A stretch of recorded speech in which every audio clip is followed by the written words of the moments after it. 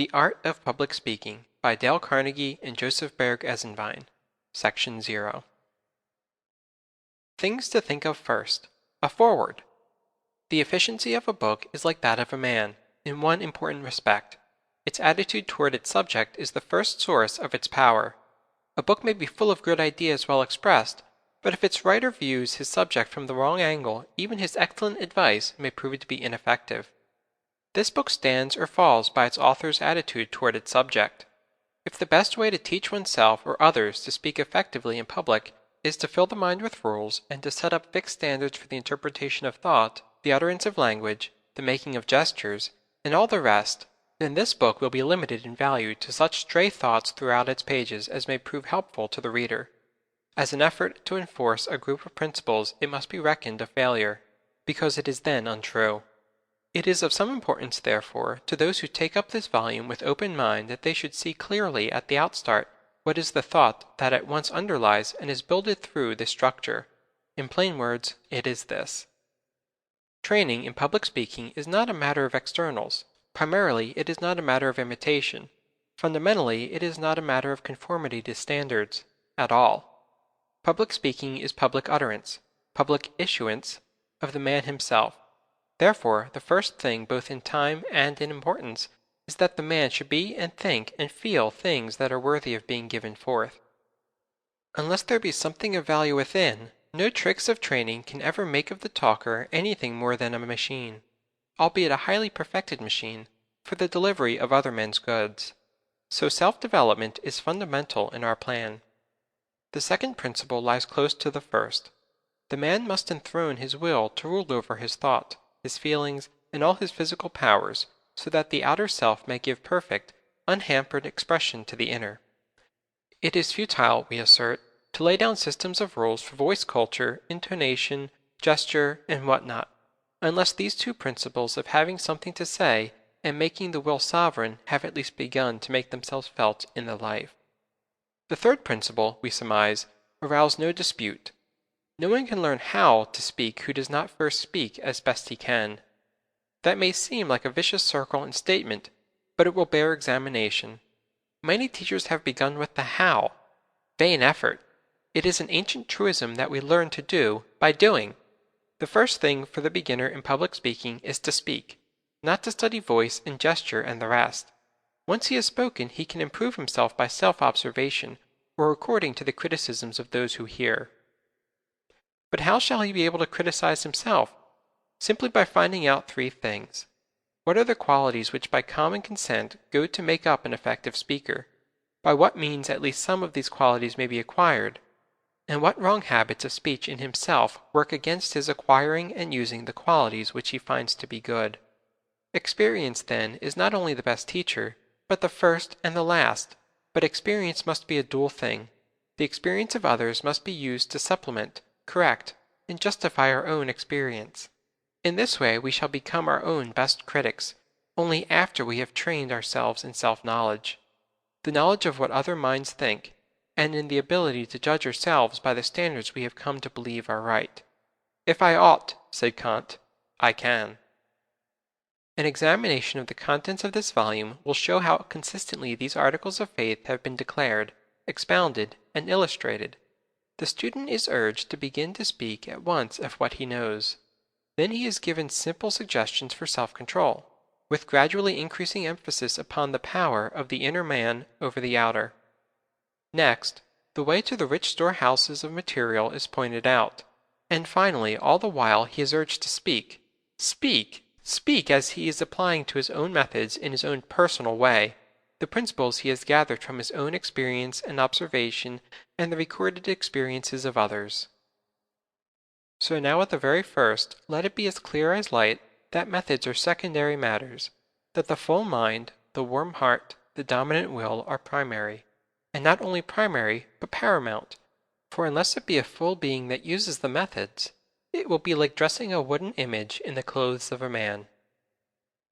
J. Berg Esenwein, Narberth, PA, January 1st, 1915.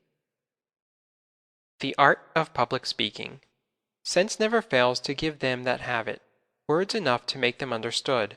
It too often happens in some conversations, as in apothecary shops, that those pots that are empty or have things of small value in them are as gaudily dressed as those that are full of precious drugs.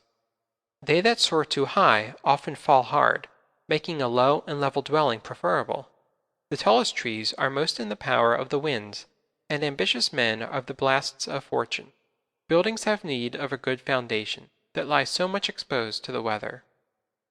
William Penn. End of section 0.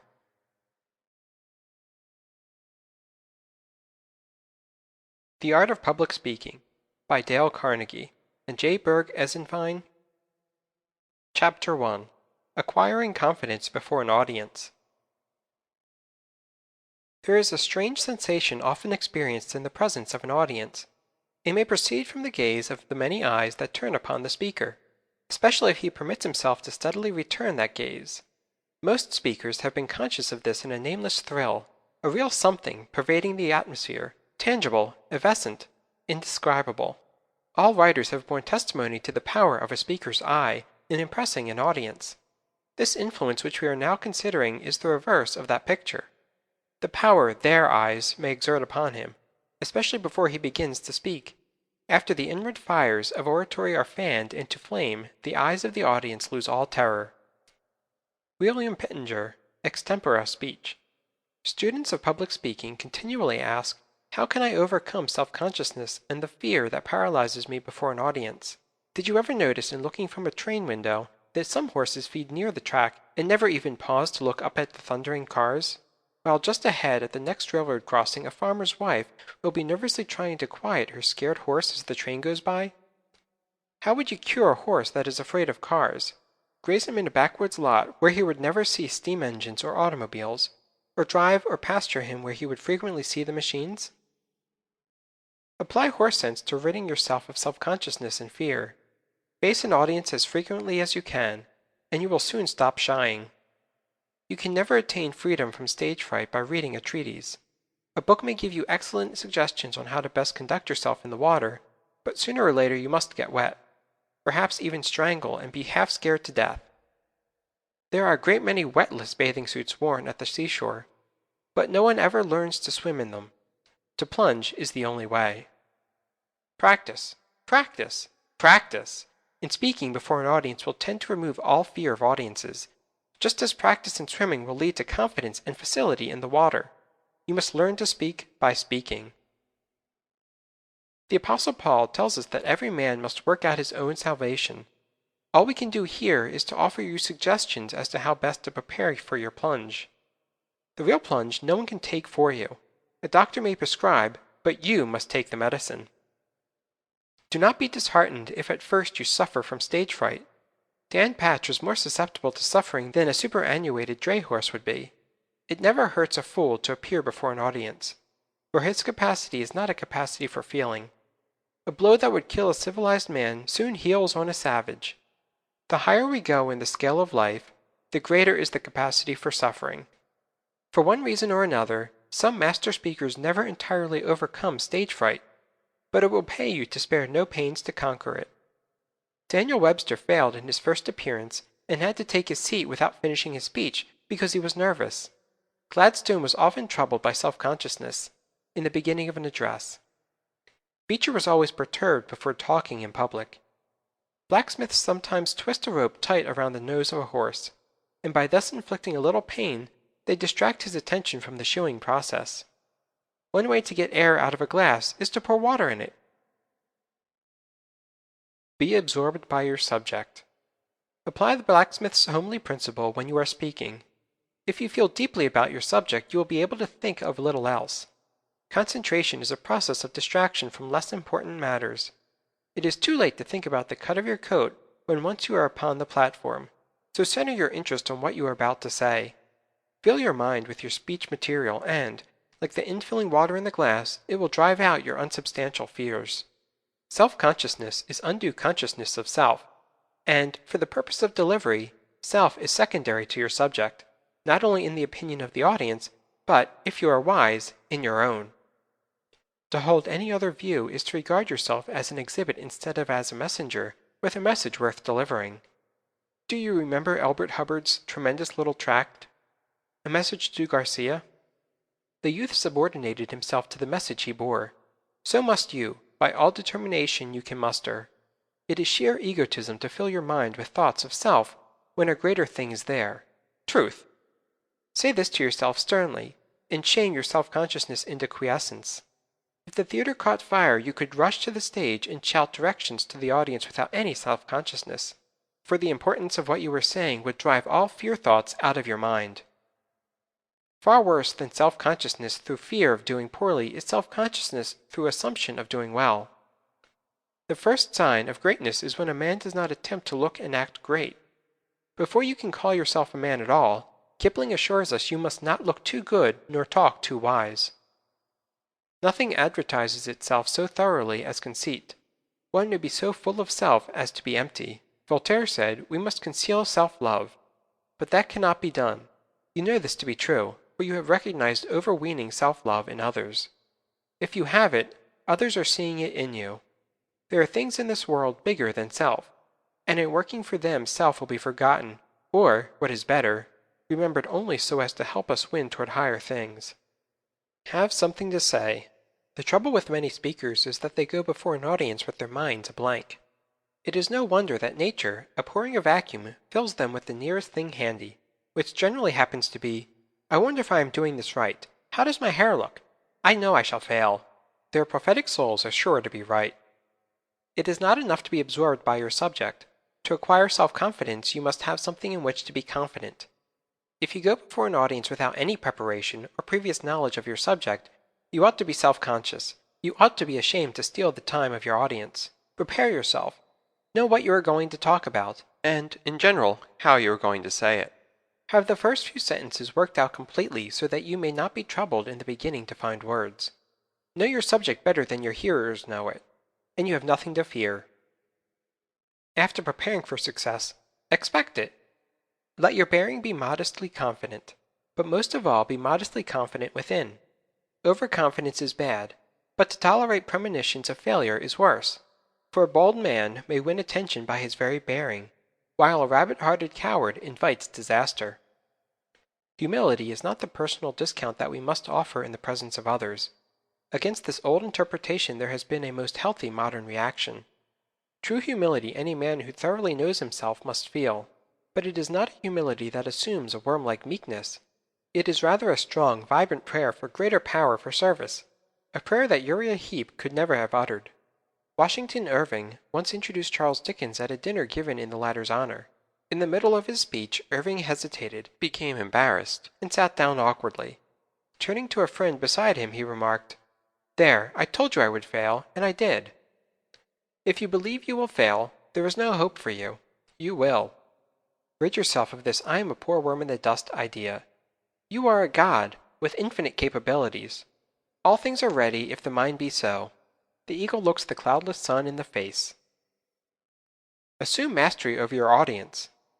In public speech, as in electricity, there is a positive and a negative force.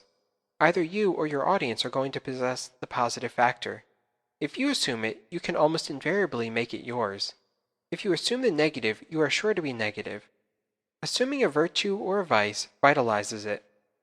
Summon all your power of self-direction, and remember that though your audience is infinitely more important than you, the truth is more important than both of you, because it is eternal. If your mind falters in its leadership, the sword will drop from your hands. Your assumption of being able to instruct or lead or inspire a multitude or even a small group of people may appall you as being colossal impudence. As indeed it may be. But having once essayed to speak, be courageous. Be courageous. It lies within you to be what you will. Make yourself be calm and confident. Reflect that your audience will not hurt you. If Beecher in Liverpool had spoken behind a wire screen, he would have invited the audience to throw the overripe missiles with which they were loaded. But he was a man, confronted with his hostile hearers fearlessly, and won them. In facing your audience, pause a moment and look them over. 100 chances to 1 they want you to succeed. For what man is so foolish as to spend his time, perhaps his money, in the hope that you will waste his investment by talking dully? Concluding hints. Do not make haste to begin. Haste shows lack of control. Do not apologize. It ought not to be necessary, and if it is, it will not help. Go straight ahead. Take a deep breath, relax, and begin in a quiet conversational tone, as though you were speaking to one large friend. You will not find it half so bad as you imagined. Really, it is like taking a cold plunge. After you are in, the water is fine. In fact, having spoken a few times, you will even anticipate the plunge with exhilaration. To stand before an audience and make them think your thoughts after you is one of the greatest pleasures you can ever know. Instead of fearing it, you ought to be as anxious as the foxhounds straining at their leashes, or the racehorses tugging at their reins. So cast out fear, for fear is cowardly when it is not mastered. The bravest know fear, but they do not yield to it. Face your audience pluckily. If your knees quake, make them stop. In your audience lies some victory for you, and the cause you represent. Go win it. Suppose Charles Martel had been afraid to hammer their Saracen at Tours. Suppose Columbus had feared to venture into the unknown West. Suppose our forefathers had been too timid to oppose the tyranny of George III. Suppose that any man who ever did anything worthwhile had been a coward. The world owes its progress to the men who have dared, and you must dare to speak the effective word that is in your heart to speak. For often it requires courage to utter a single sentence. But remember that men erect no monuments and weave no laurels for those who fear to do what they can. Is all this unsympathetic, do you say? Man, what you need is not sympathy, but a push. No one doubts that temperament and nerves and illness and even praiseworthy modesty may, singly or combined, cause the speaker's cheek to blanch before an audience, but neither can anyone doubt that coddling will manifest this weakness. The victory lies in a fearless frame of mind. Professor Walter Dill Scott says, "Success or failure in business is caused more by mental attitude even than by mental capacity." Banish the fear attitude, acquire the confident attitude, and remember that the only way to acquire it is to acquire it. In this foundation chapter, we have tried to strike the tone of much that is to follow. Many of these ideas will be amplified and enforced in a more specific way, but through all these chapters on an art which Mr. Gladstone believed to be more powerful than the public press, the note of justifiable self-confidence must sound again and again. Questions and exercises. 1. What is the cause of self-consciousness? 2. Why are animals free from it? 3. What is your observation regarding self-consciousness in children? 4. Why are you free from it under the stress of unusual excitement? 5. How does moderate excitement affect you? 6. What are the two fundamental requisites for the acquiring of self-confidence? Which is the more important? 7. What effect does confidence on the part of the speaker have on the audience? 8. Write out a 2-minute speech on confidence and cowardice. 9. What effect do habits of thought have on confidence? In this connection, read the chapter on right thinking and personality. 10. Write out very briefly any experience you may have had involving the teachings of this chapter. 11. Give a 3-minute talk on stage fright, including a kindly imitation of 2 or more victims. End of Chapter 1.